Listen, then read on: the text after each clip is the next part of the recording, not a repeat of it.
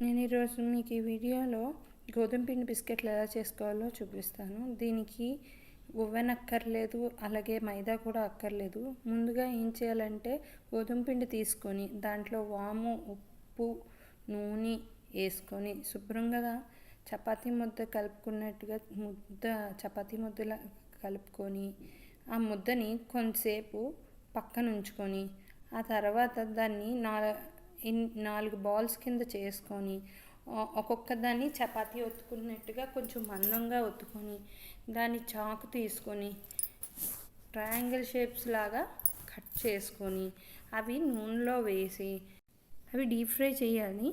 చల్లారిన తర్వాత కరకరలాడుతూ ఉంటుంది. సాయంత్రం పూట్ల స్నాక్స్ కింద పిల్లలకి పెడితే ఇష్టంగా తింటారు. అలాగే స్కూల్ స్నాక్స్ బాక్స్లో కూడా ఇవి స్నాక్స్ కింద పెడితే ఎంతో ఇష్టంగా తింటారు.